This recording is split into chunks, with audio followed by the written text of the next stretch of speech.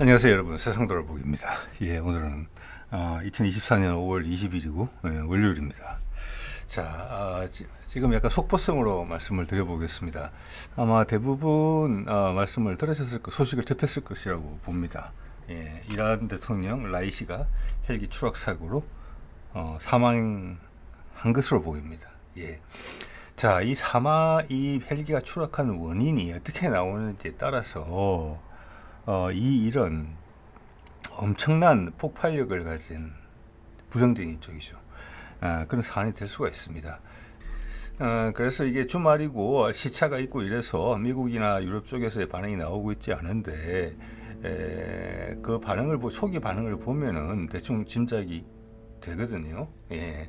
자, 그런 반응이 나오기 전에, 거기들은 지금 한 밤일 테니까 나오기 전에 중요한 사실관계를 좀 확인을 해보고 이 일이 왜 폭발력을 가지느냐, 이스라엘과 관련돼 있다면 현재로서 외부의 요인에 의해서 사고가 발생했다 하면은 이스라엘 가능성이 제일 높다고 보죠. 미국보다는. 자, 그런 거에 대해서 기본 얼개에 대한 이야기를 일단 드려보겠습니다. 예. 자, 상황의 전개에 따라서 추가로 또 내일이나 이렇게 영상을 제작할 수도 있을 것으로 봅니다. 네. 자, 이게 제가 오늘 인용한 뉴스는 마침 프레스 TV라고 이란의 그 관영 방송 같은 영자 신문이에요. 영자 인터넷으로. 사실 이란이나 이런 나라들은 바깥에 접촉이 노출이 그렇게 안 돼 있잖아요. 그래서 그들의 목소리로 그들이 또 제일 빨라요.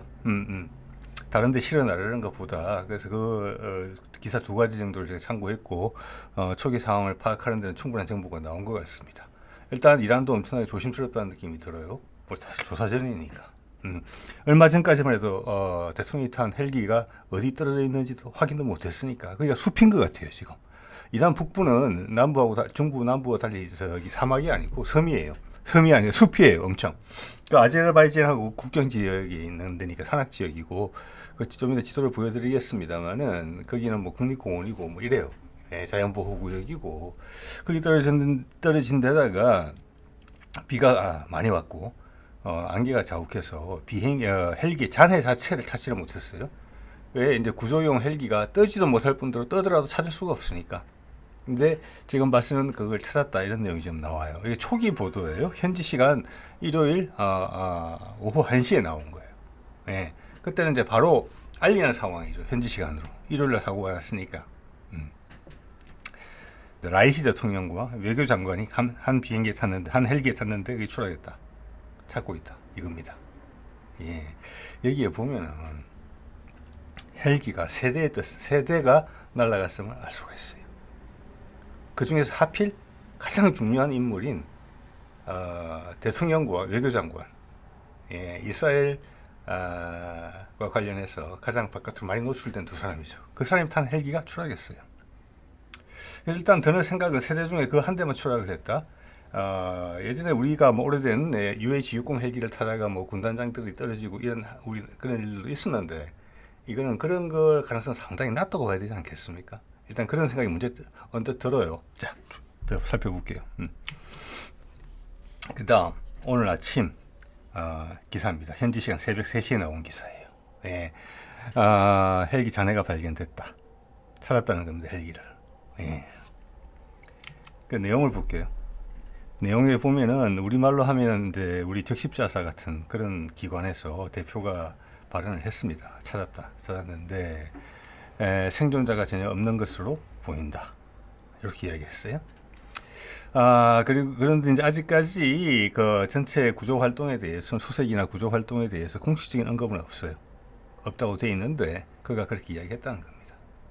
이것은 그래서 제가 제목으로 사망이라고 뽑은 겁니다. 이거 함부로 말할 수 있는 내용 아니잖아요. 아직 공식화가 안 됐지만 사망은 사망이다, 이렇게 보입니다. 예.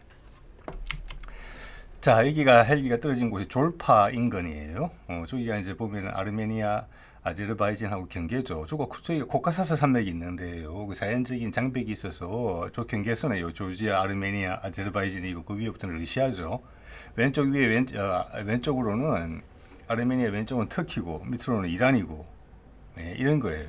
네.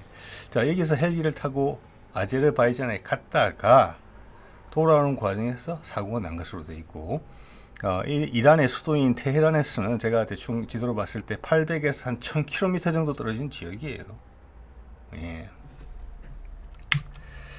자, 어디 갔다 오는 길이냐? 이 보시면은 거기 아라스 강이라는 게 있어요. 아제르바이잔에. 예. 거기에 이란이 아마 협력을 해줘서 댐을 준공을 하게 된 것 같습니다. 그 댐 이름이 키즈 칼라시 댐이에요. 그 준공식에 갔다가 돌아오는 길이었어요. 여기 왼쪽에 터번과 짐머리에 새카만 거 쓴 사람이 라이시 대통령이고, 그 오른쪽에 코스염 있는 사람이 아제르바이잔 대통령입니다. 여기 갔다가 사고가 났고 정보 요인들이 세대 헬기에 나눠 탔다. 그 중에 이 한 대만 떨어졌다. 자, 그러면 여기서 기상 악화 이러면 세대에 똑같이 적용되는 사안일 거예요.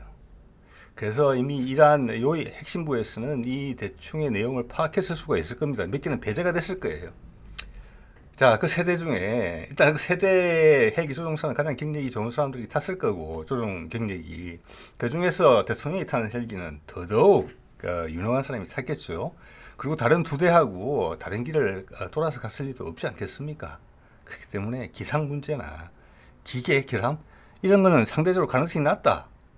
저는 이런 생각이 들어요. 여러분 한번 생각해 보세요. 제 생각입니다. 네. 그러면 추정되는 사고 원인이 뭐냐, 이걸 조사를 하겠죠. 이제 그래서 이거 상황을 봤을 때는 이란에서 어떤 판단을 했을 수도 있겠다 이런 생각이 드는 거예요. 처음에 기책이랑 기상 악화 이거는 좀 아닌 것 같다 이런 생각이 드는 거예요. 왜냐하면 세대의 헬기가 떴으니까. 그리고 이런 상황에 경호나 이런 부분에 있어서 얼마나 예민하겠습니까? 이스라엘과 긴장 관계에 있는 상황이기 때문에. 예. 자, 그럼 두 번째 원인은 뭐냐? 가능한 원인. 이거 외에 다른 것도 있을 수 있습니다. 이게 이스라엘 또는 미국이 관여했던 부분이다. 자, 이스라엘은 이때까지 여러 번의 이제 테러 행동을 했고, 이란에 대해서 미국도 했죠. 자, 최근에 이스라엘이 주로 했는데, 그때 항상 들먹인 것이 IS를 들먹였어요. 자기들 했다 그러지 않고, 부정도 하지 않고, 긍정도 하지 않고, 이런 상황이 많았죠. 이란은 내부적으로, 이건 이스라엘 소행이다. 이렇게 판단하는 부분이 있었고. 예.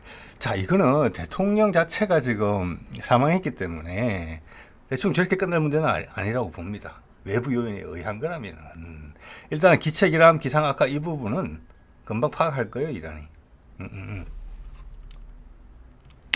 자, 어쨌거나 언론에서 그런 식의 보도를 다루고 있지 않을 가능성이 높은데, 제가 이스라엘 보도, 제가 가끔 보는 이스라엘 영자 신문을 봤습니다.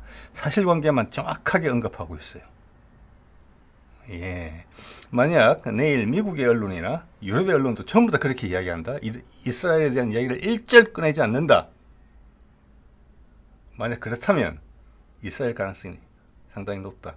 이렇게 좀 판단할 것 같습니다. 여러분도 생각해 보십시오. 자, 이가 제가 지난번에 다룬 건데, 티격태격하는 게 많이 있지만 가장 최근에 있었던 일은 이란이 뭐 몇백 발의 크루즈 미사일, 드론, 심지어 극초음속 미사일까지 활용을 해서 이란을 공격했어요. 죄송합니다. 이스라엘 공격했어요.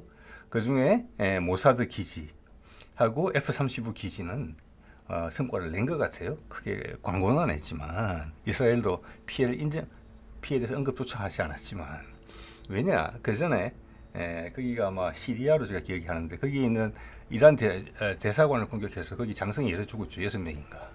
그때 작업을 했던 게 모사드하고 F-35를 이용한 폭격이었거든요. 거기에 대한 대응을 했어요. 왜냐하면 이란이 움직이지 않을 수가 없었거든요. 저렇게까지 두드려 맞고 가만히 있을 수가, 국민들이 용납을 안 하는 부분이기 때문에 대도시 지역에는 이스라엘의 아이언도메에서 요격당할 게 확실시되는 그런 것들을 대규모로 보냈고, 그 외에 반드시 때려야 되는 부분, 딱 당한 만큼 갚아줘야 되는 부분, 모사드 기지 하고 F-35 기지는 극초음속 미사일로 때린 것 같단 말이에요. 그리고 그 부분은 이스라엘이 막지 못했단 말이에요. 자, 그런 식으로 주고받은 바가 있었어요. 그때 푸틴이 강력하게 경고했죠. 미국이 이 사안에 개입하지 마라. 그리고 이란이 미국의 사정에 다 통지했습니다. 이스라엘에 통지했는지까지는 모르겠어요. 그렇지만 이란 외교부 장관, 이번에 죽었죠, 같이. 같은 헬기 타고 있다가. 주변의 형제 국가들에게 몇 시간 전에 통지를 했다. 하루인가 이틀인가? 예, 하루 이틀로 기억합니다. 하루 이틀. 사우디 포함해서 다 통지를 했다. 예. 자, 그러자 사우디하고 UAE 같은 나라에서 그들의 공항을 미군이 사용하지 못하게 했다. 확진에 대한 경계고 다 이야기를 뿌려놓은 다음에 이란이 때릴 거예요. 당연히 미국도 알았죠. 바이든도. 사진을 공지를 했고 최근에 트럼프의 인터뷰를 보면 그 타임즈하고 한 인터뷰를 보면 제가 소개해드린 바도 있습니다만 그 내용을 직접적으로 언급드리진 않았어요. 관련이 없어서. 근데 그 내용에 이런 게 있습니다. 이란이 사진을 폭격한다는 것은 나도 들었다. 자기한테도 공지가 왔다는 거예요. 통지가. 그렇게 조심스럽게 공격을 해서 해결을 했던 부분입니다. 그때 이스라엘이 뭐라고 그랬습니까? 기억하시는 분 계실지 모르겠습니다만 이렇게 이야기했습니다. 제가 일부 자료를 찾지는 않았습니다. 왜냐 확실히 그렇게 이야기했기 때문에. 우리가 원하는 때에, 원하는 시기에, 원하는 방식으로 보복할 것이다. 이스라엘이 그렇게 통째로 대규모 공격을 받은 적이 여태까지 없었다. 대도시까지. 를 이야기하는 겁니다. 전선이 아니고. 그렇기 때문에 제 언뜻 첫 번째 생각이 세상의 많은 언론들도 당연히 그렇게 생각할 것입니다. 이스라엘이 그런 경고를 했었기 때문에 그들이 원하는 시기에 원하는 방식으로 보복을 했다. 이런 게 이 헬기 추락이 외부 요인에 의한 것이라면 그 첫 번째로 생각해 볼 수 있는 거예요. 미국도 계속 그 이란하고 긴장 관계를 유지해 왔지만 지금 전 세계 돌아가는 상황을 봤을 때, 이게 지금 이란하고 전쟁을 미국이 하게 되면 바이든의 재선에 도움이 되겠습니까? 재선에 도움이 되는 걸 떠나서 후티조차 제대로 제압을 못 하는데 이란하고 전면전을 할 수 있는 여건이 되겠습니까? 주변에 있는 아랍권에 있는 국가들이 예전보다 힘이 훨씬 세졌죠. 옛날 이라크 침공하고 그럴 때보다. 그리고 그들이 우호적이지 않다, 미국한테. 이 사안에 있어서는 특히. 이거 대통령이 사망했고 외부적인 요인으로 그렇게 돼서는 암살이 된 건데 이것을 IS 정도로 언급하고 퉁치고 넘어갈 수는 없을 거예요.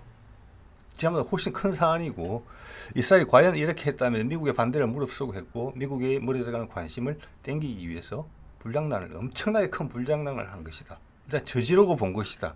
이스라엘이 했다면, 관여했다면. 그렇게밖에 볼 수 없는 거예요. 자, 이거는 푸틴도 경노할 일이에요. 지금 미국과 푸틴은 해결을 하려고 하잖아요. 지금 우크라이나전에서. 그래서 쇼이구도 해고하고 경제학자를 국방장관으로 얹히고 카이유를 점령할 생각이 없다고 이야기하고 그러면서 프랑스 올림픽을 기다리면서 그때 분위기를 맞춰서 뭔가를 해보려고 하고 있는 거잖아요. 지금. 그러면 제가 가끔 말씀드립니다만은 푸틴과 바이든이 화해를 하게 되면 바이든은 특히 선거에 이겨야 되고 지금 불리하니까 하게 되면은 우크라이나전 마무리와 함께 가자 전쟁도 그냥 썰려 넘어간다. 이스라엘 불리한 쪽으로 미국이 발을 뺄 수밖에 없는 것이다. 일단 미국의 대통령 선거에서 바이든에게 그렇게 불리하잖아요. 가자 전쟁에서 네타냐후를 지원하는 게. 그 모든 걸 한판에 엎어버리는 그런 시도라고 볼 수 있는 거예요. 그렇기 때문에 이스라엘이 그런 필요가 지금 있거든요. 니즈가.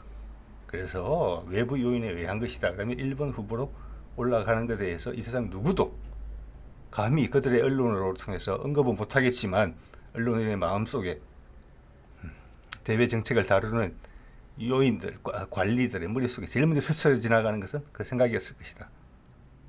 저는 그렇게 봅니다. 예. 자, 그리고 그 다음에 약간 전 세계를 들썩였던 일이 있었어요. 드론 공격을 통해서 이란의 핵시설을 공격한 것 같다.